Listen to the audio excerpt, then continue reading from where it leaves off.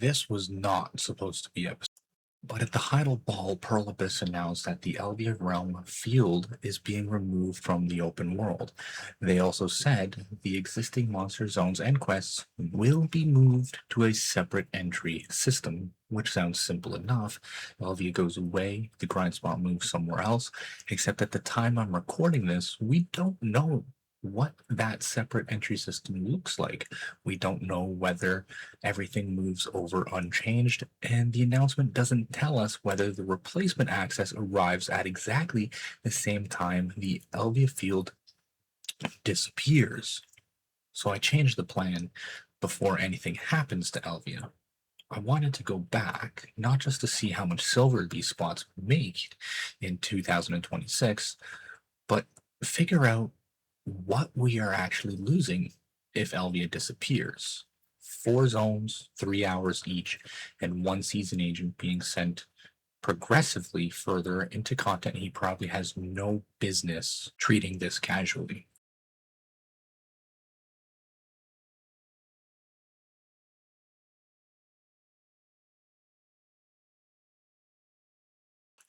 Before we get into the episode, I want to quickly address some feedback from the last video.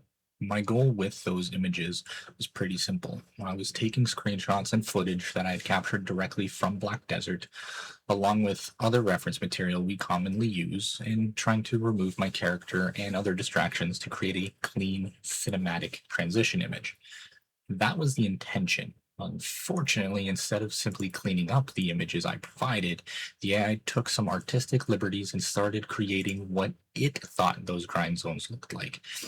And the result was that some of those images no longer accurately represented the actual zones or mobs in Black Desert.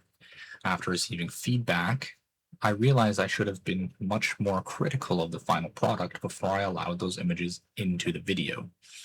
That's on me. Going forward, I'm going to be much stricter about that. If I'm going to show a grind zone, a mob, or something that is supposed to represent Black Desert accurately, it needs to actually look like Black Desert. I also want to be clear that I'm not going to build this channel around heavily AI generated content like others that have been criticized by the community.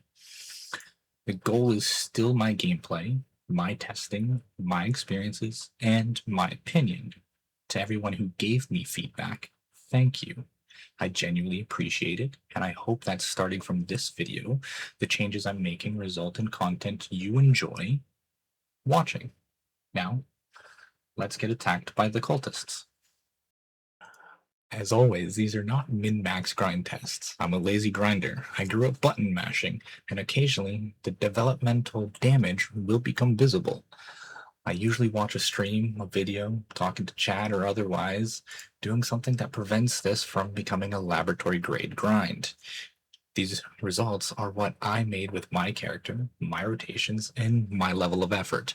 They're not a promise of what you will make. Each zone was tested for roughly 3 hours, no agris, and around 300% item drop rate, and I recorded the results through Garmoth. Experience wasn't tracked consistently this time, so XP is being left out of the comparison entirely. The focus here is money, mechanics, difficulty, progression value, and what happens to those things when Elvia itself changes. Before we look at the numbers, there's an important distinction. Pearl Abyss did not announce that Orc Camp, Bloody Monastery, or other Elvia grind spots are simply being deleted. They specifically announced the removal of the Elvia Realm field from the open world. Existing monster zones and quests are supposed to receive a separate way to access them. What's confirmed is the Elvia Field Realm being removed from the open world, existing monster zones being moved to a separate access, and existing quests moved to separate access. But that's where the details stop. The unknowns are the exact timing, what the new access system looks like, whether every mechanic remains unchanged, and whether there is any interruption between the old and new systems. And that's why I think this is more interesting than it first appears, because you can preserve the monsters without necessarily preserving Elvia, the atmosphere, the alternate version of the world, the mechanics, the events, the spirit weapons, the way these zones actually function. Some of that could survive completely unchanged, some could be redesigned, some could disappear. We simply don't know yet. So let's see what this version of Elvia actually looks like before that happens. First up, Biraghi Den, and almost immediately something felt strange. These mobs were made of paper. So I checked the monster zone information. Biraghi Den is currently listed at 220 AP and 310 DP. Historically, this spot was positioned around 240 to 270 AP and 310 DP. The defensive recommendation stayed the same. The offensive recommendation came down, and with my season agent, I can feel it. This was extremely comfortable. Biraghi uses an alert system. As you grind, the alert level rises until Biraghi himself can eventually appear. Over my 3-hour test, I triggered Biraghi 3 times. I also received 6 bronze keys for the underground treasure mechanic, and during the grind I used 9 ancient spirit weapons. So even though the mobs themselves weren't threatening, the Elvia systems were constantly present. That's important for this episode. If Biraghi eventually moves into some new access system, I'm less concerned about whether the same bandits are standing there. I want to know whether this mechanic chain survives with them. After 3 hours at Biraghi, I walked away with just over 1.8 billion silver. That works out to roughly 618.5 million silver per hour, with an average of 7,780 trash per hour. And that's without using Agris. For a spot that felt this easy, honestly, that's not terrible. It's certainly not enough to convince me to become a full-time Biraghi exterminator, but for a 220 AP grind zone, I expected considerably worse. Biraghi feels like old Elvia, accessible, comfortable, mechanically more interesting than its difficulty suggests, but also a spot Black Desert's progression has clearly moved past. Then we went to Orc Camp, and this one immediately pushed back against the idea that Elvia is simply outdated, content waiting for retirement. Orcs are currently listed at 260 AP and 340 DP. Historically, 280 to 320 AP and 340 DP. Again, the offensive requirement has come down. At the beginning of each hour, I could actually feel some resistance. The orcs were somewhat tanky. I needed my Z and E buffs to get everything moving comfortably. Then the light mechanic came online and things changed rather quickly. For all 3 hours, I used Rotation 12. The light mechanic was active for essentially the entire test outside a brief setup period at the beginning of each hour. I also received 3 spirit weapons per hour, and when the light mechanic and spirit weapon overlapped, I started over clearing. Rotation 12 wasn't large enough anymore. I had to extend north into this extra unnamed section just to keep finding mobs. That tells us something important. The Elvia mechanic isn't decoration. It changes damage, clear speed, and eventually how much territory I need to grind. I also spawned Org 8 times. That's almost 3 encounters per hour. So Orc Camp still feels like a mechanically active grind spot. Then we get to the part that really surprised me. After 3 hours at Orc Camp, I finished with just over 2.6 billion silver. That works out to about 878.5 million silver per hour, with an average of 13,645 trash per hour. Again, no Agris. And suddenly old Elvia isn't looking quite so obsolete. Orcs beat Biraghi by roughly 260 million silver per hour, which is a significant jump. But more importantly, this wasn't just a better paying grind. Once the light mechanic and spirit weapons were active, they were changing how fast I cleared, how large my rotation needed to be, and how the spot actually played. So Orc Camp wasn't just more profitable than Biraghi, it also felt much more dependent on the systems that make Elvia Elvia. If the future version of Orc Camp keeps the light system, spirit weapons, org, and the rest of the current design, great. But if all we preserve is a room full of orcs, then we've technically preserved Orc Camp while losing part of what made Orc Camp work. Then came Bloody Monastery, same current recommendation as Orcs, 260 AP and 340 DP, and historically also the same, 280 to 320 AP and 340 DP. But despite having the same recommendation, Bloody felt different. The mobs were tanky but absolutely killable. Again, I found myself using my Z and E buffs to keep the clear comfortable. For my rotation, I used a large loop outside Glish that I'm currently calling the Swamp Rotation, because apparently naming rotations is something we're doing now.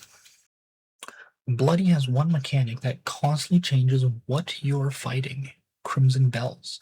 During the 3-hour test, I received 22 bells. I used all 22 immediately. No saving them, no responsible planning. Bell drops, bell gets activated. That's approximately 7.3 bells per hour. So this wasn't some occasional side mechanic. It was part of the grind almost constantly. I also had 2 Muskin spawns, and once again, 3 spirit weapons per hour.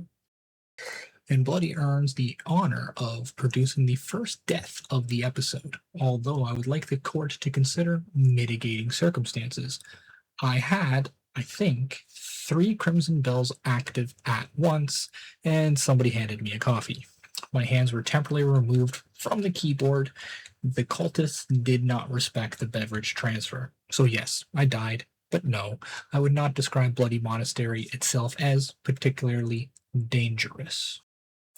After 3 hours at Bloody Monastery, I finished with just over 1.9 billion silver. That works out to roughly 634 million silver per hour, with an average of 10,179 trash per hour. And this is where Bloody starts to lose me a little. The grind was more active than Biraghi, the mobs were noticeably tankier, and I was constantly feeding bells back into the rotation. But after all of that, Bloody came out about 16 million silver per hour ahead of Biraghi. That's only around a 2.5% difference. And when you compare it to Orc Camp, which has the same current recommended gear requirement, the gap gets much harder to ignore.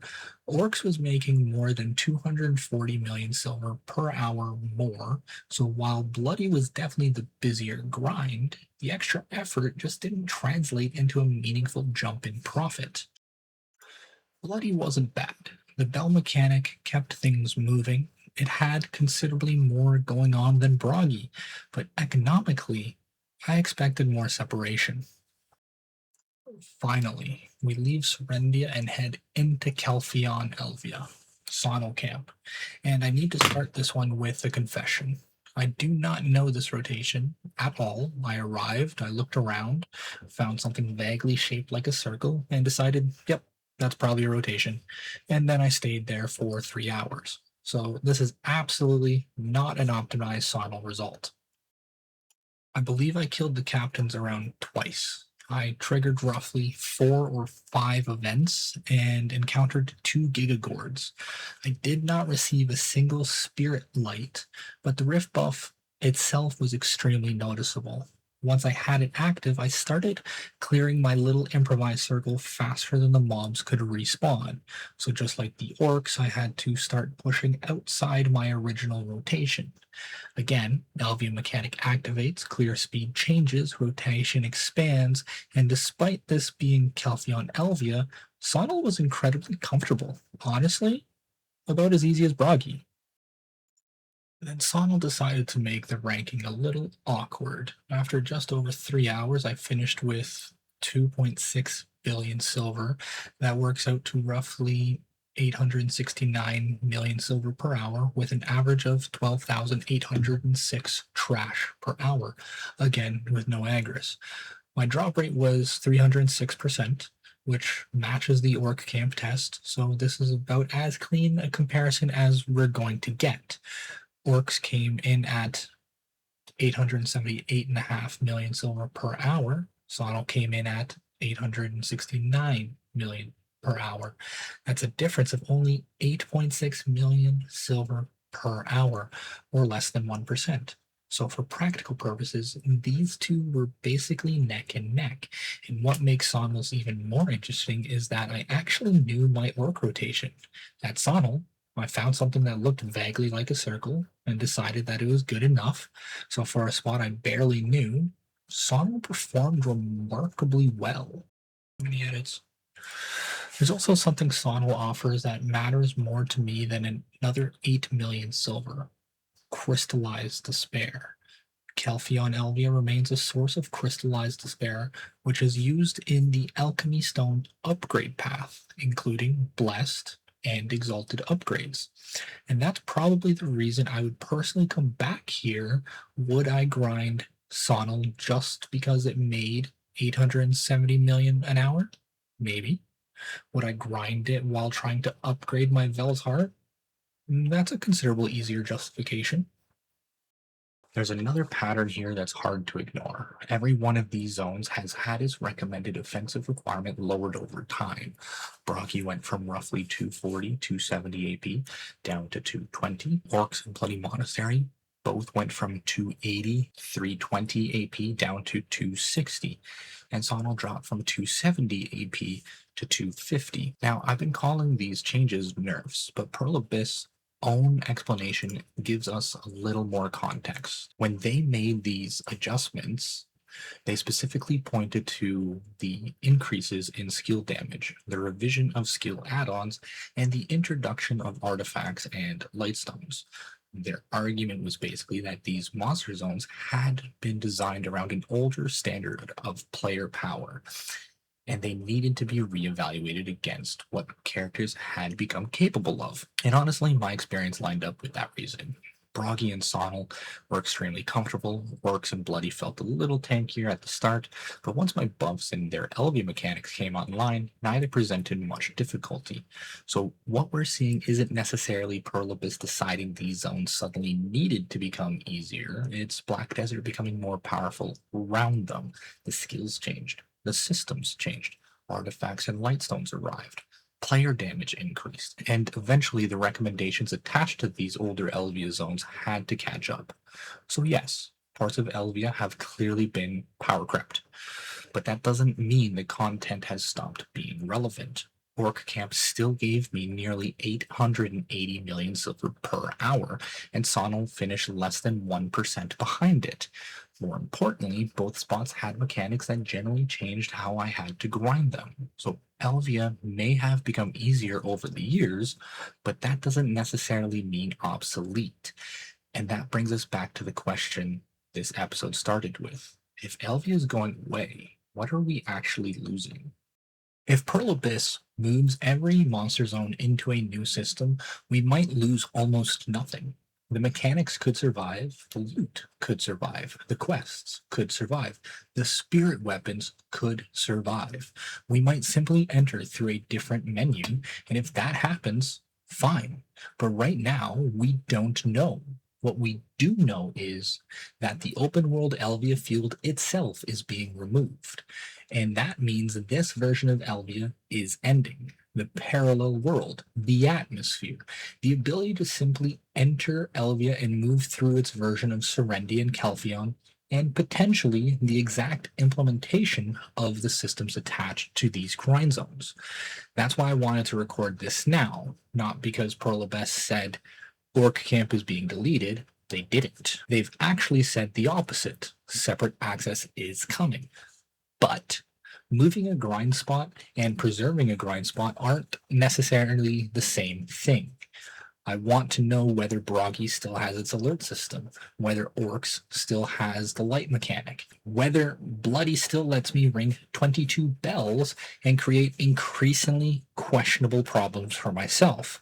Whether Saunil still has its rifts, and whether spirit weapons still turn my perfectly reasonable grind rotation into a desperate search for more mobs, because those are the things we're actually interacting with. And while researching this episode, something else happened. On August 14th, Pearl Abyss published a global lab update changing how accessory cups are extracted.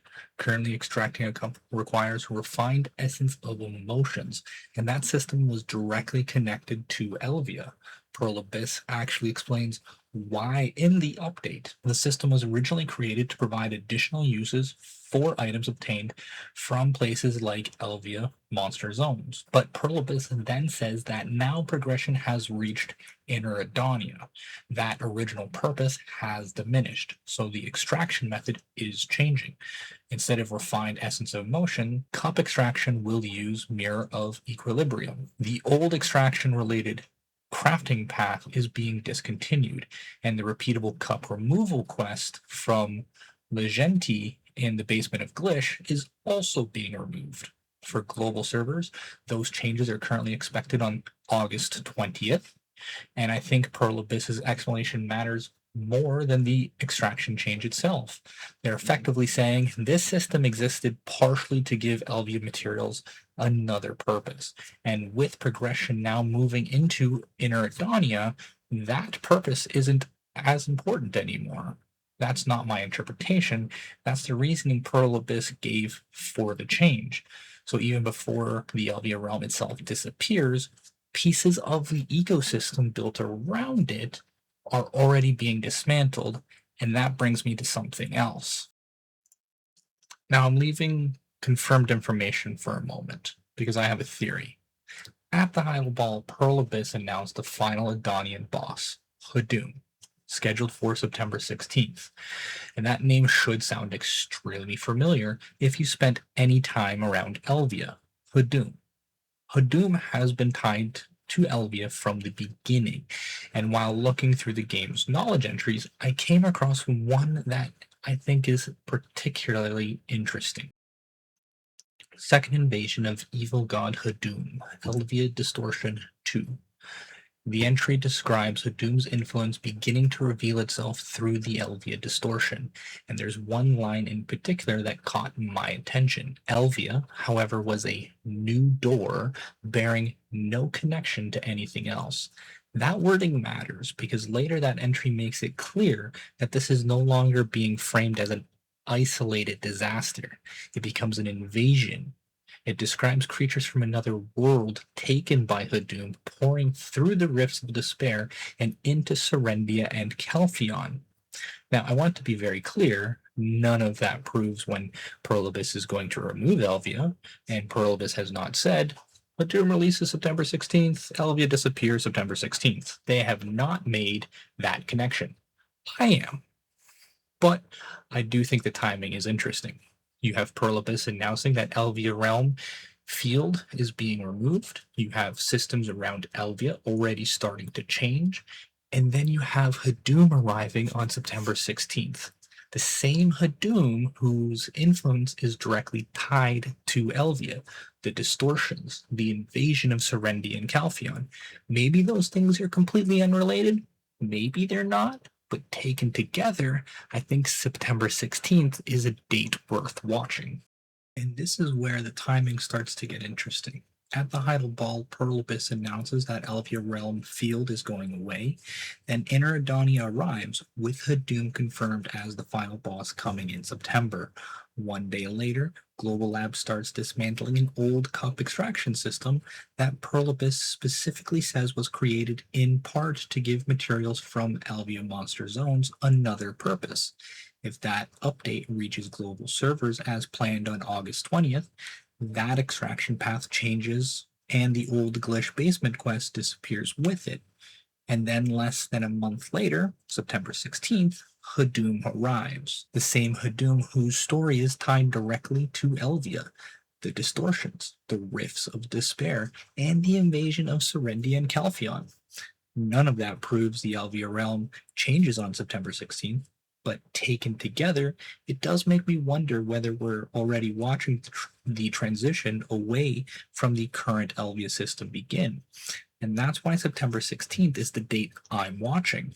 Elvia could change before then, it could change alongside Hadoom, or absolutely nothing could happen to Elvia that day, and this entire theory gets launched directly into the sun. That's completely possible. But from both a gameplay and story perspective, the timing feels worth paying attention to, because the game's own lore describes Elvia as a door through which Hadoom's invasion entered this world. And if Black Desert's story is finally bringing us face to face with Hadoom, maybe that door has served its purpose. Again, this is speculation, but based on what Pearl Abyss is changing around Elvia right now, I don't think it's an unreasonable connection to be watching.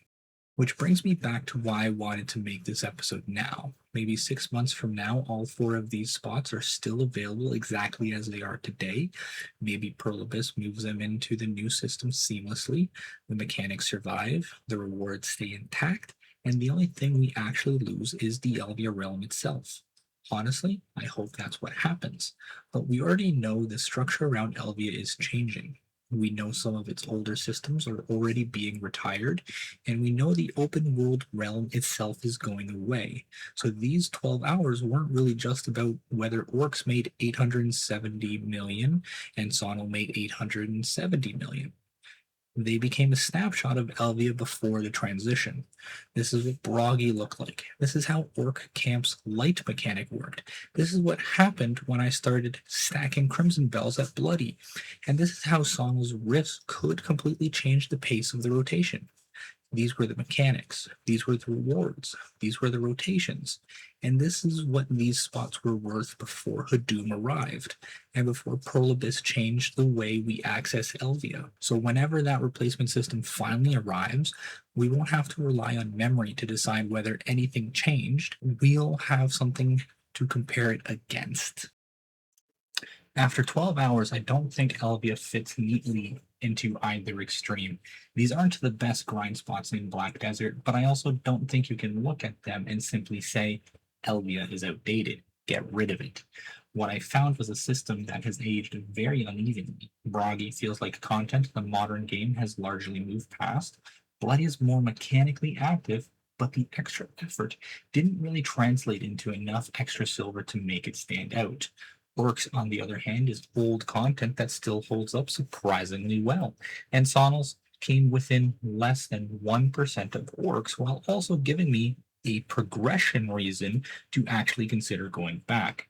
So when Pearl Abyss eventually moves these zones into the new access system, I'm not just going to be checking whether their names are still sitting on the monster zone list. I'm going to be looking at whether they still feel like the same spots.